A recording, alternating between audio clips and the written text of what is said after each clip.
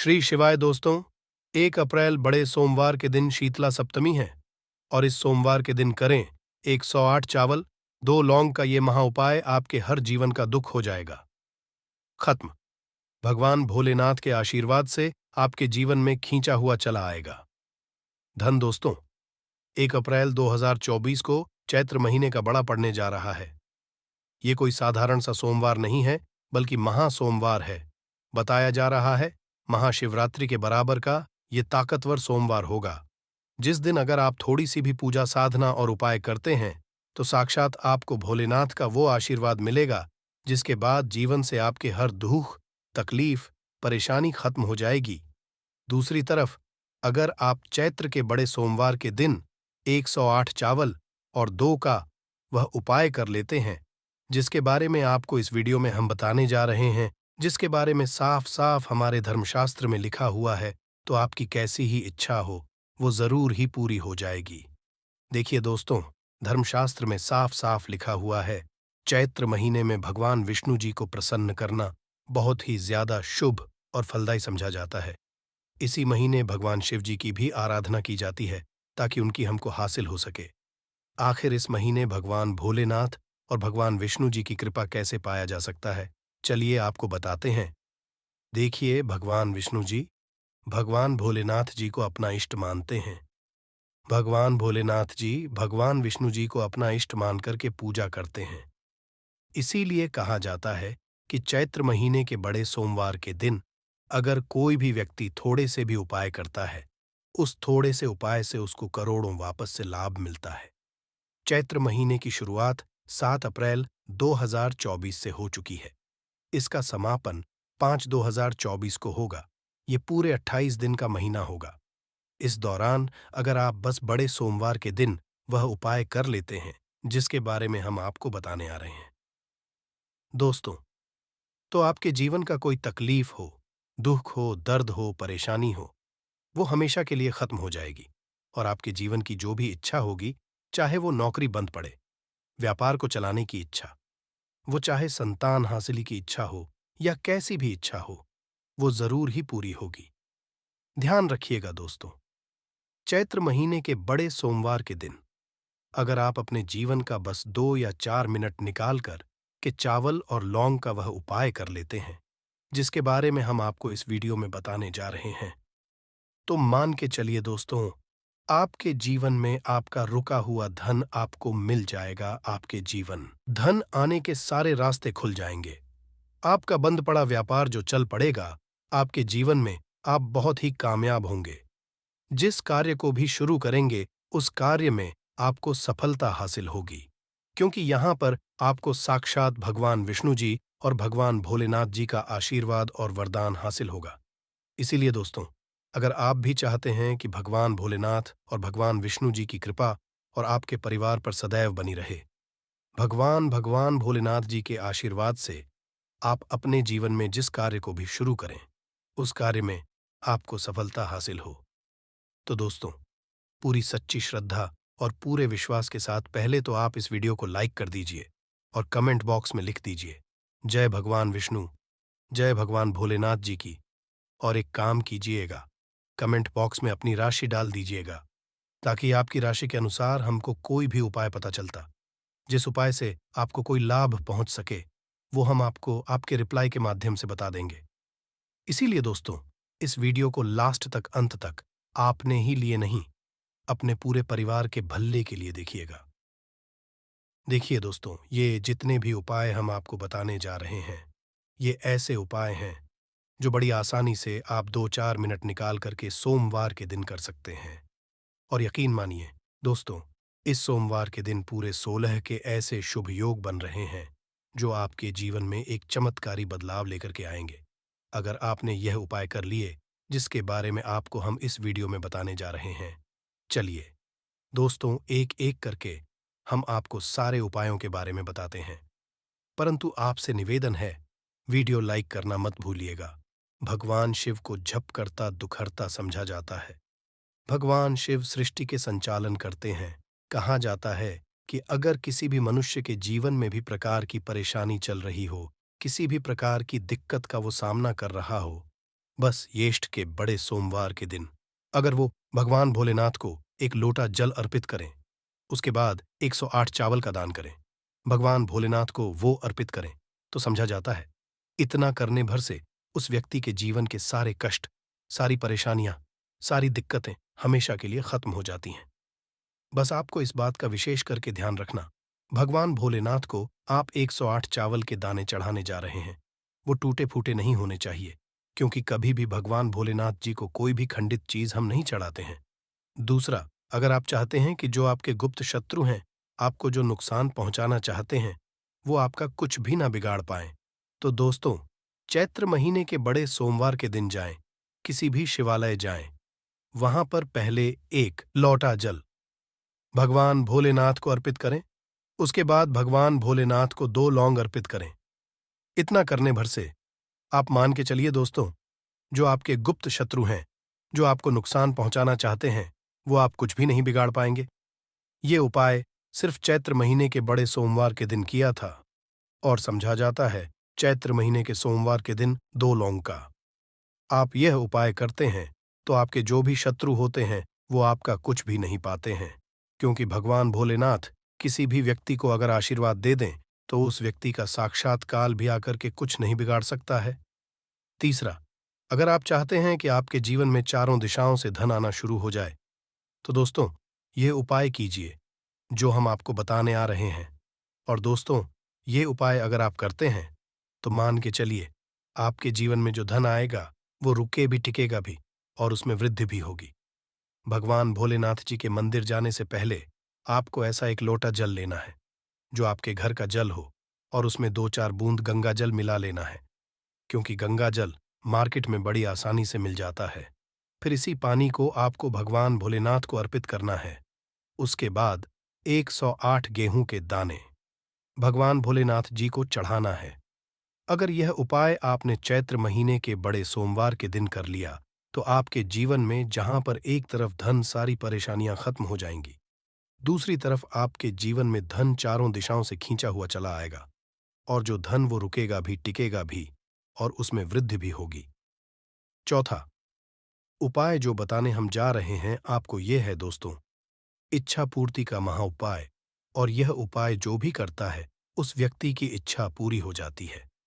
अगर आप चाहते हैं कैसे भी आपकी इच्छा हो, वो भगवान भोलेनाथ जी के आशीर्वाद पूरी हो जाए, तो दोस्तों 108 आंकड़े के फूल की माला बनाइए और वो भगवान भोलेनाथ को चैत्र महीने के बड़े सोमवार के दिन चढ़ा दीजिए।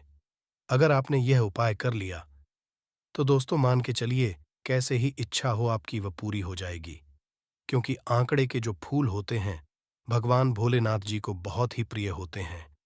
कहा जाता है आंकड़ों के फूल में भगवान गणेश जी का भी आशीर्वाद होता है।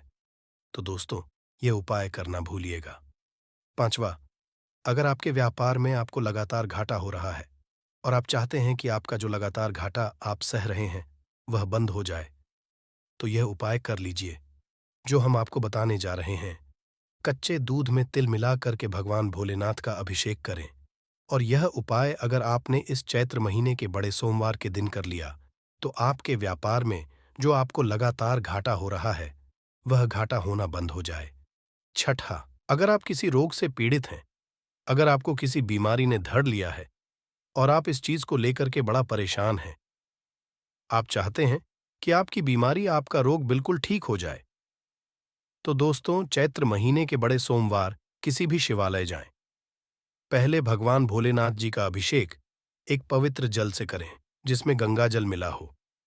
फिर आपको भगवान भोलेनाथ जी का अभिषेक फिर से गन्ने के रस से करना है। फिर आपको भोलेनाथ का अभिषेक शुद्ध पानी से करना है। अगर यह उपाय आपने इस चैत्र महीने के बड़े सोमवार को किसी भी समय सोमवार के दिन कर लिया तो मान के चलिए दोस्त, तो बड़ी बीमारी ने आपको पकड़ रखा हो, कितनी बीमारी से आप ग्रसित हों, आप एकदम ठीक हो जाएंगे।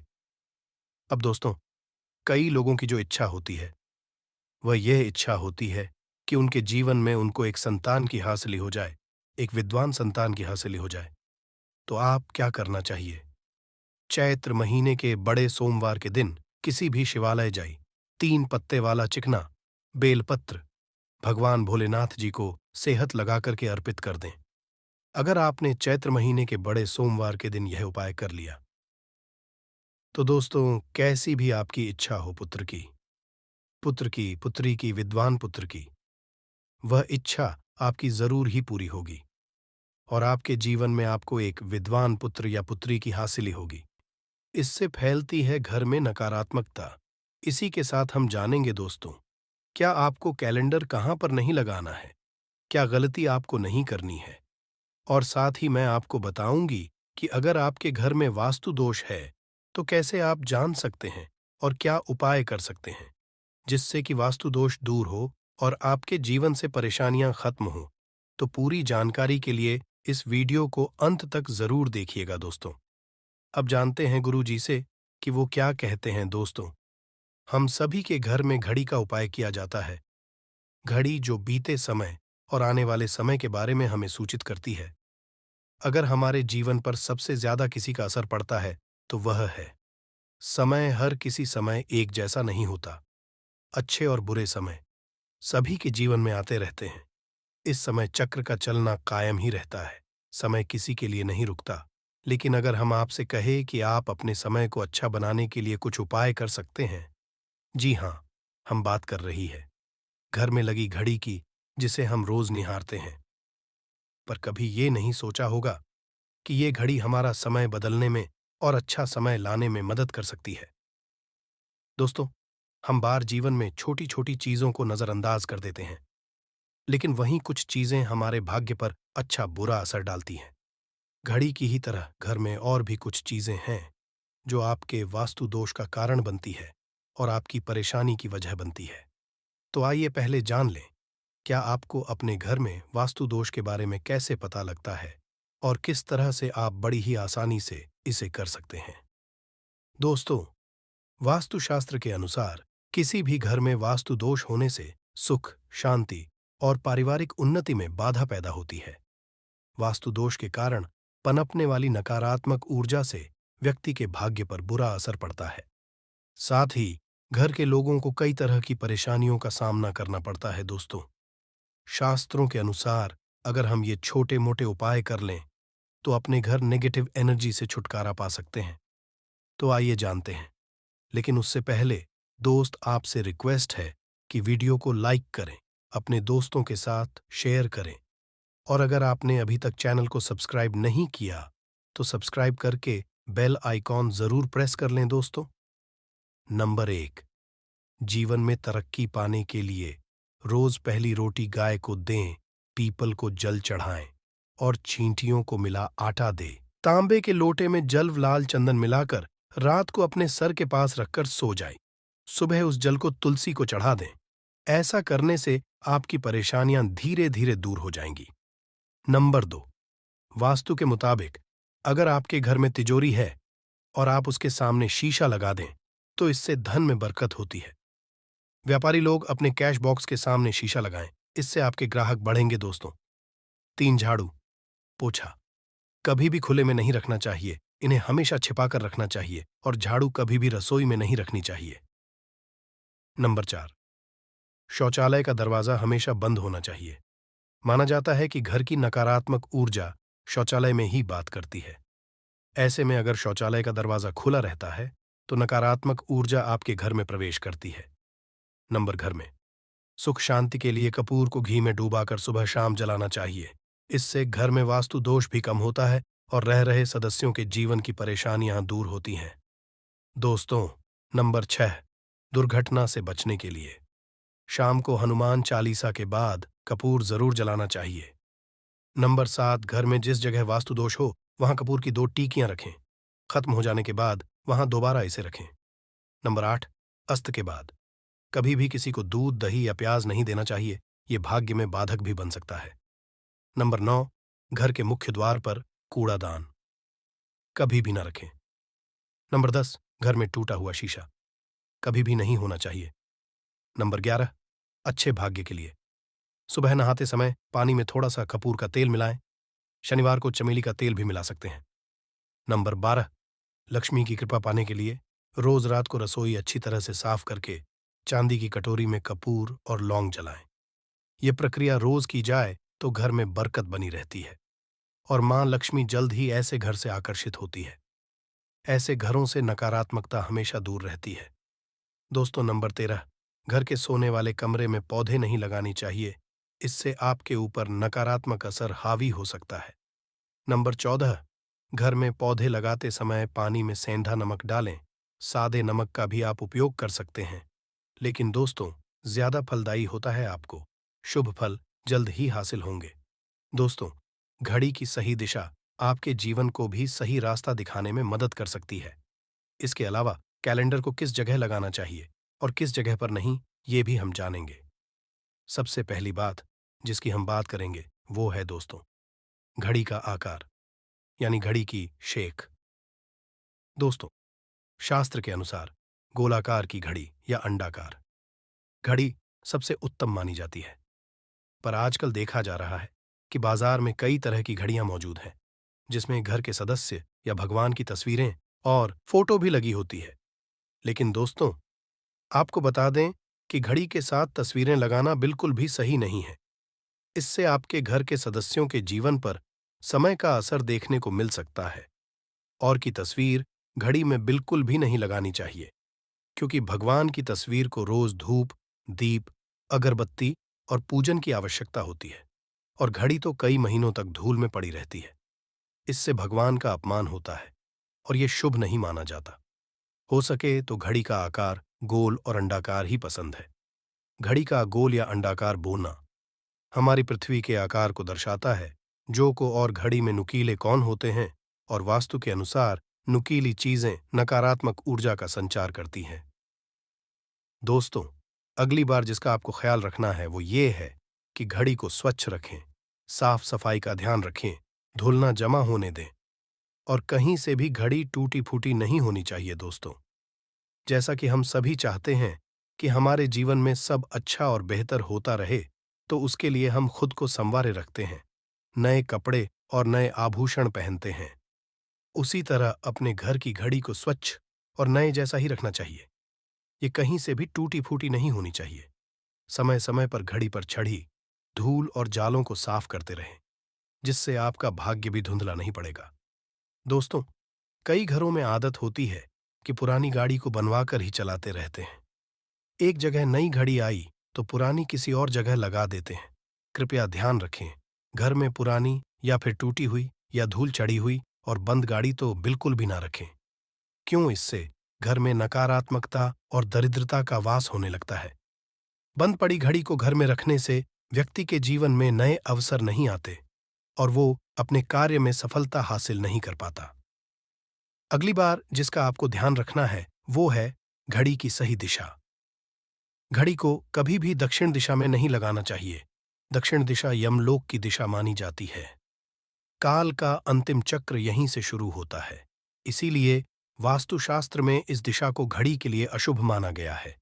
घर में घड़ी को उत्तर दिशा, पूर्व दिशा या पश्चिम दिशा में आप लगा सकते हैं, लेकिन ध्यान रखें कि घड़ी को कभी भी मुख्य द्वार, कमरे के दरवाजे या आने जाने के लिए उपयोग किए जाने वाले दरवाजे के ऊपर कभी भी नहीं लगाना चाहिए। इससे समय का असर आपके आने जाने की गति और दिनचर्या पर पड़ सकता है। दोस्तों, घड़ी के साथ कैलेंडर का भी ध्यान रखें। जहां घड़ी समय का चिन्ह है, तो वहीं कैलेंडर उससे जुड़ी तारीखों का लेखा जोखा बताता है। कैलेंडर को पूर्वी और उत्तरी दिशा की दीवार पर कभी भी नहीं लगाना चाहिए। ये इससे वास्तु दोष उत्पन्न होता है। और कृपया करके अपने घरों में नए कैलेंडर के साथ पुराना कैलेंडर कभी भी ना लगाएं। दोस्तों, घड़ी और कैलेंडर दोनों ही आने वाले समय के सूचक हैं, जो आगे बढ़ने की प्रेरणा देते हैं। उन्हें समय के अनुसार ही लगाना चाहिए। इस बात का हमेशा ध्यान रखें कि घड़ी का समय हमेशा सही होना चाहिए। बहुत से लोगों की आदत होती है घड़ी का समय आगे या पीछे रखते हैं, तो ये गलती आप ना करें। समय हमेशा सही रखें। इससे आपको कभी भी समय का कालचक्र और दुष्ट परिणाम हासिल नहीं होता। ये छोटा सा आप जरूर करके देखिए। दोस्तों, छोटी छोटी बातें हैं जिनका आपको ध्यान रखना है। दोस्तों, रखी हुई घड़ी और पुराना कैलेंडर आपके भाग्य को भी रुकावटों से भर देता है। इसीलिए वक्त के साथ आगे बढ़ते रहने के लिए घड़ी और कैलेंडर को बदलते रहिए, और कैलेंडर को कभी भी अपने सोने के कमरे में ना लगाएं, ना ही इसे कभी मुख्य द्वार पर टांगे ये शुभ नहीं माना जाता। पुरानी घड़ी को दान में देना शुभ माना जाता है, इससे आपके जीवन से बुरा समय निकल जाता है। इसीलिए अगर आपके घर में कोई पुरानी घड़ी है जो टूटी-फूटी ना हो और खराब ना हो, तो वो आप किसी जरूरतमंद को दान में जरूर दें। दोस्तों, हमारे हिंदू संस्कृति में प्रत्येक घर में प्रतिदिन पूजा पाठ करने की परंपरा है और इसके लिए सभी अपने घरों में अपने आराध्य का छोटा सा ही क्यों ना हो, परंतु एक मंदिर अवश्य ही बनाते हैं। नियमित पूजा पाठ करने से न सिर्फ मानसिक शांति मिलती है, बल्कि पूरे घर में सकारात्मक ऊर्जा भी व्याप्त हो जाती है। परंतु यह बात भी सच है कि पूजा पाठ करने के कुछ नियम भी होते हैं, जिन्हें यदि हम कर देते हैं तो हमें हमारी पूजा का पूरी तरह से फल हासिल नहीं होता। पूजा करने के नियम प्राचीन काल से ही चले आ रहे हैं, जो कि एक ठोस धरातल पर आध्यात्मिक और वैज्ञानिक दोनों ही दृष्टिकोण से ध्यान में रखकर बनाए गए हैं। इसलिए हमें इन नियमों को बिल्कुल भी अनदेखा नहीं करना चाहिए। ऐसा ही एक महत्वपूर्ण नियम है नाद, यानी कि पूजा करते समय हम जब घंटी बजाते हैं, उसे बजाने के लिए शास्त्रों कुछ नियम निर्धारित किए गए हैं। शास्त्रों में देवताओं के सामने घंटी बजाने का बहुत अधिक महत्व बताया गया है, जिसे हम इस कृष्ण श्लोक के द्वारा समझ सकते हैं। आगम अर्थमतु देवानाम गमन अर्थम तु राक्षसाम घन्यथा रावम करुमियादो। देवता आह्वान चरण, इसका अर्थ है कि घंटी बजाने से देवताओं का आगमन और राक्षसों का गुमान होता है, और जो घंटियां राक्षसों से हमारी रक्षा करती है उसे हमारा नमन है। तो चलिए दोस्तों, जान लेते हैं कि पूजा करते समय जब हम घंटी बजाते हैं तो उसके पीछे क्या कारण है, घंटी को बजाने के क्या नियम है, और पूजा के वक्त घंटी बजाते समय होने वाली गलतियां कौन सी है जो हमें भूल कर भी नहीं करनी चाहिए। दोस्तों, क्या आपने कभी अपने घर के मंदिर में रखी हुई घंटी को ध्यान से देखा है? अगर आप ध्यान से देखेंगे तो आपको घंटी के ऊपरी हिस्से पर, यानी जहां से हम इसे पकड़ते हैं, उस पर गरुड़ बना हुआ देता है। अंततः घर पर जो हम घंटी इस्तेमाल करते हैं उसे गरुड़ घंटी कहा जाता है। पूजा करते समय गरुड़ घंटी का उपयोग भगवान को आमंत्रित करने, अर्थात भगवान का आवाहन करने के लिए किया जाता है, जिससे एक सुंदर ध्वनि से भगवान का आवाहन करने का आभास होता है। जब हम विधि विधान से पूजा करते हैं तो उसमें घंटी का उपयोग अवश्य रूप से करते हैं। पूजा संपन्न होने पर आरती करते विशेष रूप से नाद होना चाहिए, नहीं तो हमारी पूजा आदि अधूरी मानी जाती है। परंतु हम में से अधिकांश लोग इसे मात्र एक सामान्य प्रक्रिया मानते हैं और पूजा करते समय घंटी बजाना भूल जाते हैं। तो आइए जानते हैं उन नियमों के बारे में। मतलब आज की वीडियो पूरी तरह से आपके प्रश्नों पर आधारित है, जिनका उत्तर मैं आपको शास्त्रों के अनुसार देने का पूरा प्रयास करूंगा। तो वीडियो को पूरा जरूर देखें, और अगर आपको आज की वीडियो अच्छी लगे तो इसे लाइक जरूर कीजिए। जय मां लक्ष्मी आपके इस वीडियो को जो भी लाइक और चैनल को सब्सक्राइब करें, उसके जीवन में कभी भी धन की कमी ना होने देना। दोस्तों, हमारे प्राचीन शास्त्र की मान्यता है कि सृष्टि के निर्माण के समय सबसे पहले जो बड़ी सी ध्वनि निकली थी वह घंटी की आवाज के समान सुनाई दी थी। घंटी की ध्वनि में ओमकार नाथ का भी आभास होता है, इसलिए घंटी को ईश्वर की आवाज मानते हुए पूजा में स्थान मिला है। इसलिए घंटी का कभी भी अपमान न करें, और जिस तरह से देवी देवता की पूजा की जाती है वैसे ही घंटे की भी पूजा करनी चाहिए। दूसरी बात, घंटी को प्रणाम करके ही उसे बजाना चाहिए। बिना प्रणाम किए घंटी बजाना अच्छा नहीं समझा जाता। दोस्तों, आपने अक्सर यह महसूस किया होगा कि पूजा करते समय जैसे ही घंटी बजाई जाती है तो पूरे घर के साथ साथ संपूर्ण वातावरण शुद्ध और पवित्र सा हो जाता है और चारों ओर सकारात्मकता फैल जाती है। परंतु यदि हम नियमों को नजरअंदाज कर देते हैं तो हमें इसका संपूर्ण फल नहीं मिल पाता है। दोस्तों, अधिकतर लोग पूजा संपन्न होने पर सिर्फ आरती के समय ही घंटी बजाते हैं, परंतु यह भी ध्यान रखें कि भगवान को जल अर्पण करते समय, धूप दीप लगाते समय, नैवेद्य अर्पण करते समय नाद करना चाहिए। ऐसा करने से हमारी पूजा संपन्न मानी जाती है। दोस्तों, घंटी बजाते समय भगवान का नाम अथवा आरती अवश्य बोलनी चाहिए। 1 या 2 मिनट ना हो, परंतु प्रतिदिन सुबह शाम घर में घंटी अवश्य बजानी चाहिए। यदि आपको अपने घर में या अपने आप में नकारात्मकता महसूस हो तो आप थोड़ी देर के लिए भगवान के सामने घंटी अवश्य बजाएं। सारी नकारात्मकता नष्ट हो जाएगी। दोस्तों, पूजा घर में शनि महाराज एकांत, विरह, उदासीनता और वैराग्य के देवता माने जाते हैं, जबकि गृहस्थी को चलाने के लिए राग, प्रेम एवं भौतिक चीजों की जरूरत होती है। इसलिए शनि की मूर्ति को घर में नहीं लाना चाहिए। दोस्तों, सबसे पहली बात, दीपक और धूप दान की। भारत की परंपरा मिट्टी से जुड़ी हुई है, इसीलिए मंदिर में पारंपरिक मिट्टी का दीपक अवश्य होना चाहिए। अगर आप मिट्टी का दीपक नहीं रख सकते हैं तो धातु के दीपक का उपयोग करें। अगर भगवान में आपकी आस्था ज्यादा हो तो आप उपला रखकर गुड़ और घी का धूप भी दे सकते हैं। ऐसा करने से घर में सुख शांति बनी रहती है। दूसरी चीज, घर के मंदिर में स्वास्तिक अवश्य होना चाहिए। या तो आप इसे बना लें, क्योंकि स्वस्तिक आपके घर की शक्ति, सौभाग्य, समृद्धि और शुभता का प्रतीक समझा जाता है। यही मुख्य कारण है कि कोई भी शुभ कार्य करने से पहले स्वस्तिक का चिन्ह अवश्य बनाया जाता है। तीसरी चीज है कलश। भगवान श्री कृष्ण कहते हैं, कलश सुख और समृद्धि का प्रतीक है। अपने मंदिर में रोली कुमकुम से स्वस्तिक बनाकर उस पर मंगल कलश अवश्य रखें। ऐसा करने से घर में सदैव समृद्धि बनी रहती है और की हासिली होती है। चौथी चीज, बहुत ही कम लोग जानते हैं कि शंख की उत्पत्ति समुद्र से निकले 14 रत्नों के साथ हुई थी। इसी कारण से शंख महालक्ष्मी को अत्यंत प्रिय है। शंख की ध्वनि से सकारात्मक ऊर्जा का भी संचार होता है, इसीलिए मंदिर में शंख अवश्य होना चाहिए। शंख के घर में उपस्थिति से मां लक्ष्मी भी प्रसन्न होती है और उस घर में कभी भी धन की कमी महसूस नहीं होती।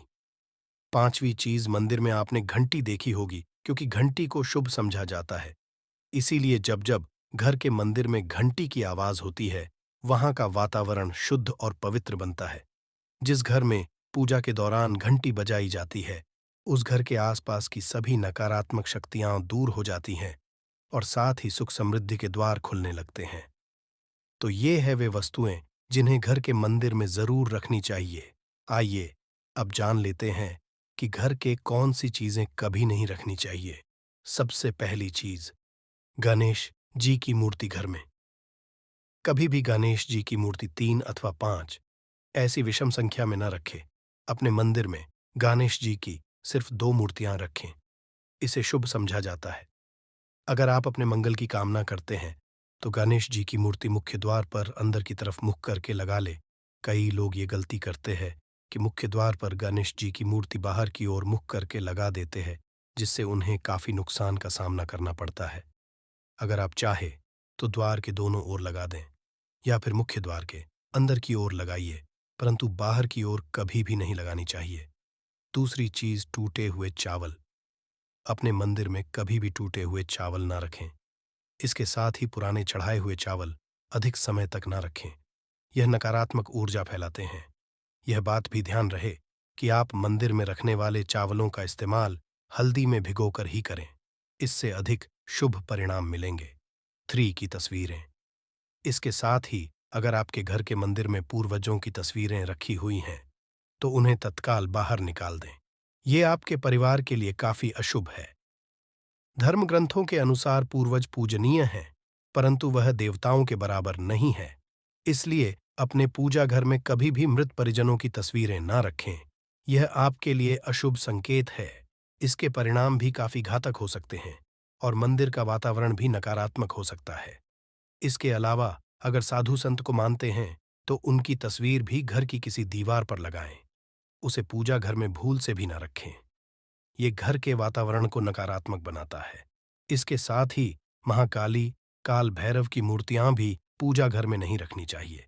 और हाँ दोस्तों, ध्यान रहे कि मां लक्ष्मी के खड़े स्वरूप की पूजा मत कीजिएगा, क्योंकि मां लक्ष्मी हमेशा बैठी हुई मुद्रा में होती है। इसलिए उनके बैठे हुए स्वरूप को ही पूजना सही है। चलिए दोस्तों, अब हम आपको बताते हैं उन अति महत्वपूर्ण चीजों के बारे में जो आपके पूजा घर में होनी ही चाहिए। धर्म ग्रंथों में इन चीजों को अत्यधिक पवित्र और खुशहाली के साथ साथ समृद्धि का प्रतीक समझा गया है।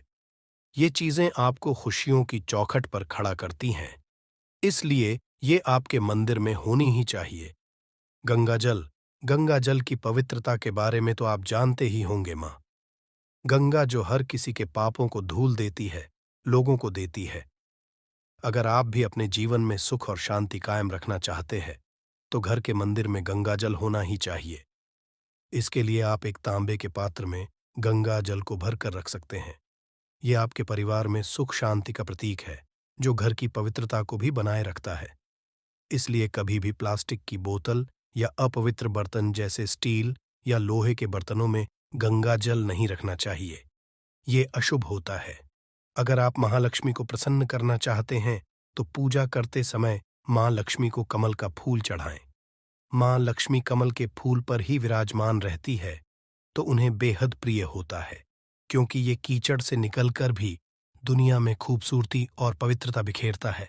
इसलिए माता लक्ष्मी की पूजा करते समय कमल का फूल जरूर चढ़ाना चाहिए। ऐसा करने से कई गुना लाभ आपको मिलेगा दोस्तों। इस दिवाली ध्यान रहे कि दीपक से दीपक ना जलाइए। शास्त्रों के अनुसार जो व्यक्ति दीपक से दीपक जलाता है वो रोगी होता है। ऐसा करने से रोग भी परिवार में पनपते हैं। इसलिए कभी भी दीपक से दीपक नहीं जलाना चाहिए। साथ ही मंदिर में एक घी का और एक तेल का दीपक जरूर जलाइए। ये आपको समृद्धि देगा। घी का दीपक दाईं तरफ और तेल का दीपक बाईं तरफ जलाने से समृद्धि बरकरार रहती है। इसके अलावा लेकर धूपधानी गंगाजल जैसी चीजों को बाएं रखना शुभ होता है। उम्मीद है दोस्तों आप ये समझ गए होंगे कि मंदिर में क्या रखना है। दोस्तों, नींबू के उपाय आज से नहीं बल्कि हजारों साल से पहले से इस्तेमाल किए जा रहे हैं। जो उपाय आज हम आपको बताने जा रहे हैं, नींबू का इस्तेमाल करके उससे आप अपनी हर समस्या का समाधान पा सकते हैं।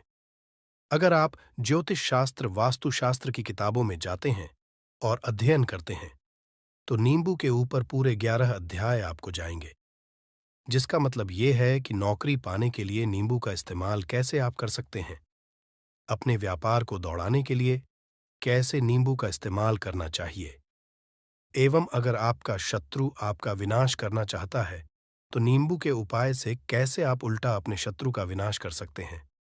आपके घर पे नकारात्मक शक्तियां हैं, बुरी शक्तियों का वास है। इन सब को भगाने के लिए नींबू कैसे रामबाण दबा समझा जाता है, इन सब के बारे में आपको वास्तुशास्त्र और ज्योतिष शास्त्र की किताबों में मिल जाएगा। दोस्तों, अगर आपका भाग्य सौ चुका है, आपके घर पर ऐसी शक्तियां आ गई हैं जिसकी वजह से आपके घर में लड़ाई होती रहती है, पति पत्नी में बनती है,